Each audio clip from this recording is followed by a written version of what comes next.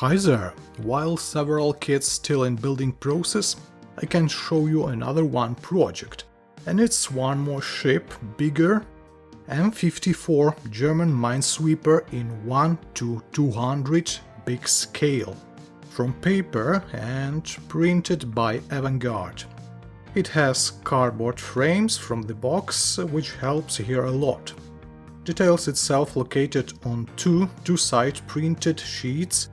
It's thick paper with bright details, and yes, there are a lot of minor details, while work wouldn't be an easy walk anyway. We also have here a lot of templates for details that we have built from scratch, and several more details printed on thin paper, so we should receive interesting model in the end of such a ship. It's better to extract paper sheets at first from the journal. Usually such a project started from main frame and superstructures. I decided to assemble boats at first. It's not difficult to cut off these details from the paper. Then we have to bend them and glue together. And the most problematic thing here is that we have to bend this boat in 2 dimensions, and paper doesn't love it. Somehow prepared detailed, we paint on the edges before gluing. I found it for this purpose old enamel paints, grey and red from Humbrol.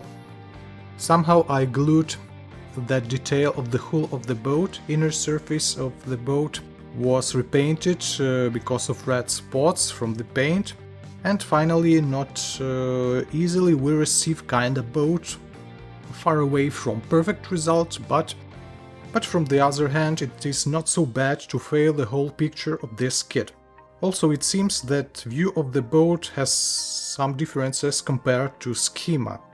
We have actually one more smaller boat, but after previous one I decided to leave with it and decided to return to the very beginning of this kit. So we have frame details of this Minesweeper. Cardboard inbox frame set for this kit includes details for the hull itself, superstructures and some other details like pipes. Let's try to assemble frames for superstructure at first. Prepared details we can assemble, at first without glue, just to find out how they would be in connection, and then we can glue them together with glue. And when these several details assembled together, we received a little bit asymmetric construction or skeleton for further superstructure. So we tried here frames, and now time to assemble more complicated stuff. So we have here on our table all frames for hull prepared, and there are left only several details for wheelhouse and pipes. Interesting thing that main details should be assembled not from the frames, but from 2 pieces of thick paper from the kit. I use here special glue for paper, which helps to avoid deformation of this paper. When main detail ready, we can start installation process of all other frames from cardboard step by step. This looks like skeleton of the fish. Also, it is useful to apply here super glue gel for gluing upper deck section to front bulkheads, because upper section should be curved a little bit. Well, as for me, this thin central section, which is the main axis for the whole ship, is kinda weak spot here. We have here some additional supporting cardboard planks for lower section, which would be sanded a little bit according to shapes of the lower part of the hull. And finally all details assembled together in one big construction. Rear section also curved and goes up closer to the edge, to the end of the ship. Moreover, I installed one side of the sheathing or skin of this ship. And as for skin, that wasn't an easy walk. The secret of skin installation and the main problem in the same moment is to bend that piece of paper, flat piece of paper, as close as possible to the final shape of the hull. And if you bend that paper details properly, it would be much easier to install them on a frame. I bent lower sections with a piece of rounded metallic detail. You can use any tools that could help you.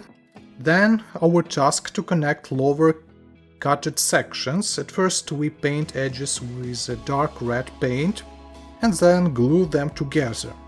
I use here super glue gel, but usage of PVA glue or wooden glue might be slower, but in general better solution. Also, it's good to put here additional thin planks from inner side to reinforce these connection spots. I use perhaps too much thick planks. I think the better solution would be thin pieces of paper.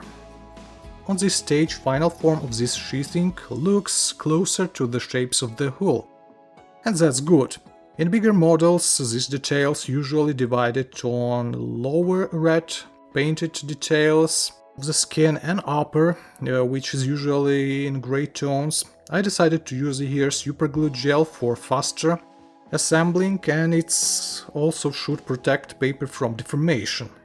While upper visible side was easier in working connection because it's more straight, with the lower curved parts everything wasn't so good.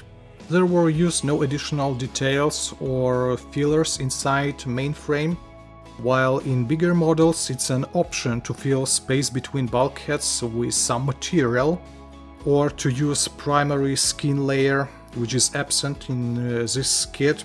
And finally, hull was covered with colorized parts. In some places we can find paper damages, which more or less could be, and in some places I even disassemble parts of the paper to glue them once more. Well, as a result, far away from perfect, but from the other hand, all mistakes and weak spots located mostly on lower part of the hull, which wouldn't be visible when this kit would be finished and located on some stand or some handlers. So we can say that in general everything okay and we can move forward. Well, I can say that the most difficult part of this project finished, but there is a lot of work ahead.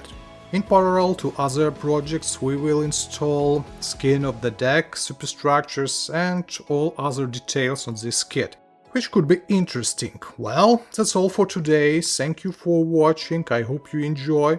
You can leave your feedback and have a nice day. Goodbye.